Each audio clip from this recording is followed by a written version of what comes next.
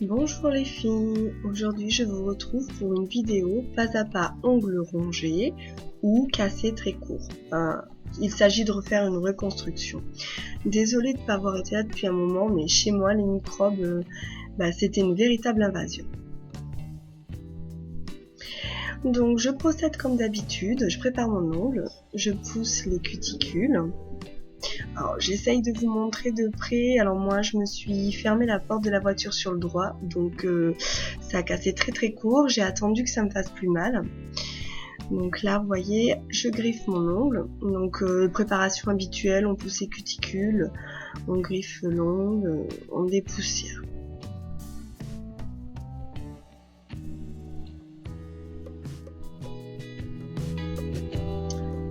Ensuite je prends mon chablon, je le roule toujours comme d'habitude, les petites encoches sur le côté pour pouvoir bien me serrer. Alors donc c'est là où je place mon chablon, vous voyez, comme je ferais en temps normal avec un ongle, sauf que là je le place directement contre le bord de mon doigt. Donc il faut faire attention quand même à ce qu'il soit bien droit, pas trop haut. Vous appliquez ensuite le déshydratant, puis le primeur. Voilà. Et maintenant en fait vous allez faire un rallongement sur votre chablon comme d'habitude. Sauf que la partie qui est cassée, en fait, votre gel sera directement sur la peau.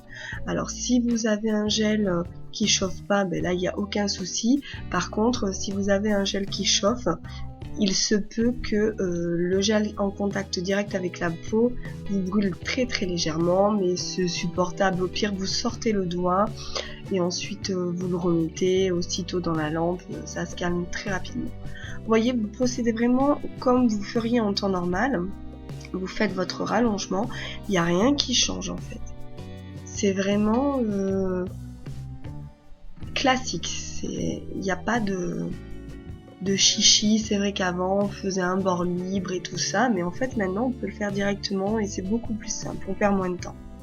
Je catalyse 2 minutes, ensuite je lime ma base, vous savez que moi j'aime limer ma base, et là je vais appliquer mon cover. Donc pour le cover je passe toujours une fine couche avec un pinceau, et ensuite avec le dotting tool je fais en fait mon sourire en reverse. Vous voyez, je prends une grosse boule en fait que je mets pour faire la reverse, et ensuite en fait là vous voyez j'applique le couvrant vraiment sur toute la partie de la peau pour cacher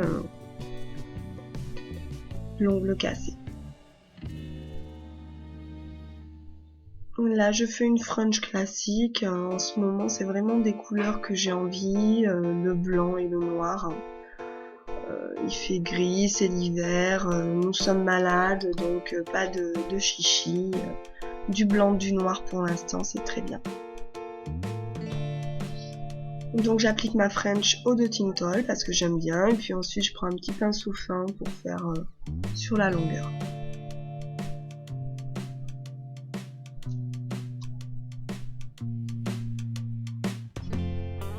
Je catalyse. Ah non, d'abord je rectifie mon sourire.